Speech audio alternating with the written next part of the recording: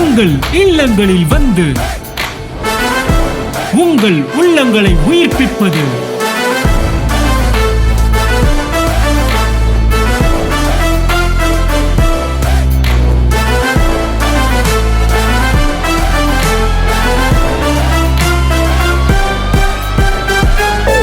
உங்கள் channel DJ.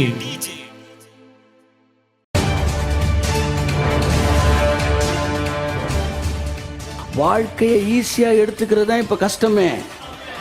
கஷ்டமாக எடுத்துக்கிறது ஈஸி. ஏன்னா எல்லாருமே கஷ்டப்படுறாங்க. கஷ்டமான இந்த உலகத்தில் எல்லாம் ஈஸி என்று ஒருவன் பேசினால் குறித்து வைத்துக் கொள்ளுங்கள், அவன் மிகப்பெரிய பிரசங்கி. கையை தட்டு.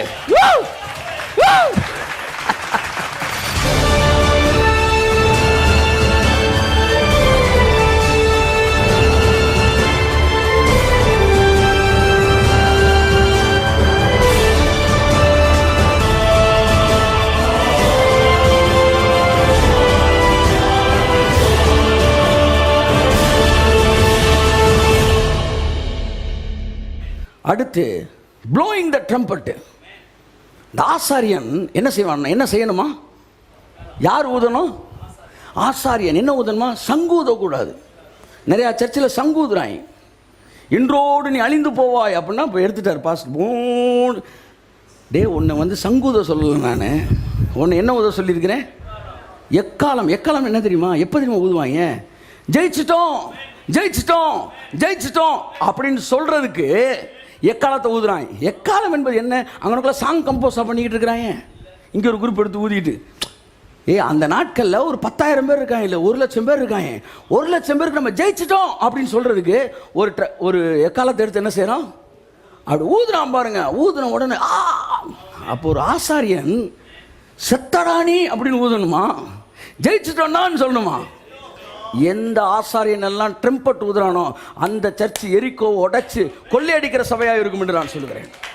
எந்த ஆசாரியன் சங்கு ஊதுறானோ, ஆமாம், நீ அழிந்து போவாய், நீ நிர்மூலமாகி போவாய். பாஸ்ட் எதை எடுத்துட்டாரு? சங்கு எடுத்துட்டாரு. ஆனால் ஆசாரியன் வாயில் சங்கு இருக்கக்கூடாது.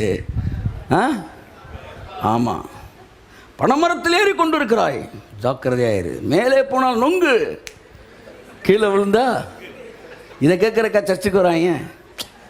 வாயில் இருக்க சங்கை பிடுங்க, புடி ட்ரம்பட் எடுத்து வாய்க்குள்ளே திணிச்ச ஊது, மண்டையில் அடிச்சு ஒழுங்காகுது. 20 வருஷமாக சங்கு ஊதிக்கிட்டே இருக்கிற.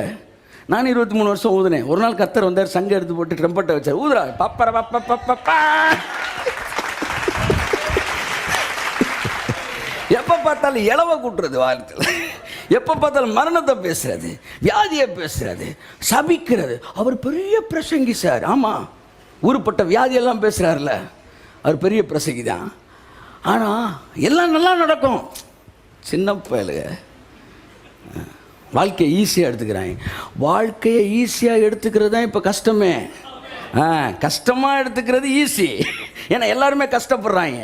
கஷ்டமான இந்த உலகத்தில் எல்லாம் ஈஸி என்று ஒருவன் பேசினால் குறித்து வைத்துக் கொள்ளுங்கள், அவன் மிகப்பெரிய பிரசங்கி. கையை தட்டு.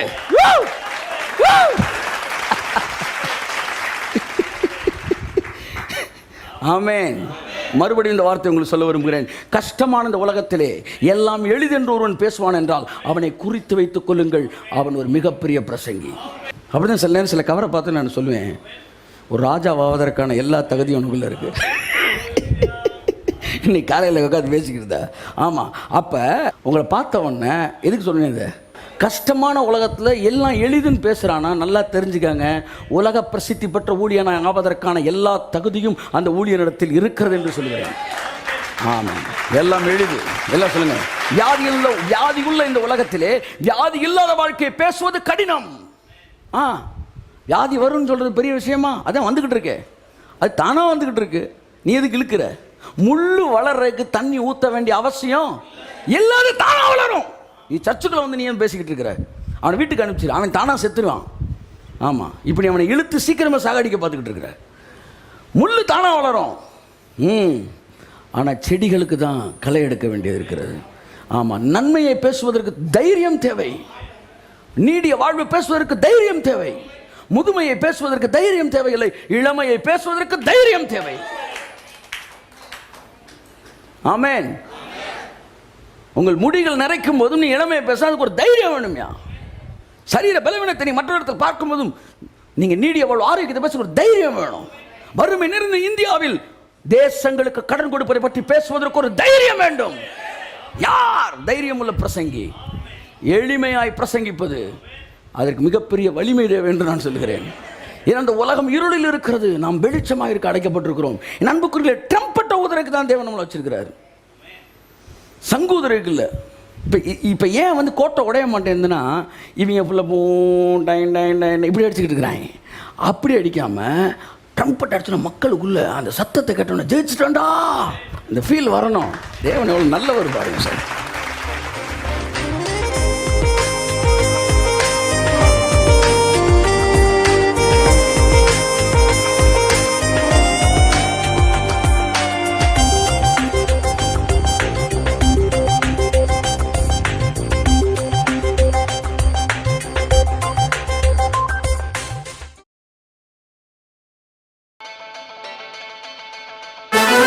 உங்கள் இல்லங்களில் வந்து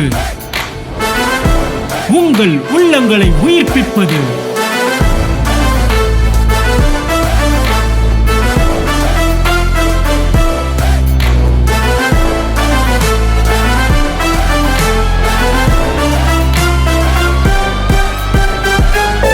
உங்கள் சேனல் டிஜே.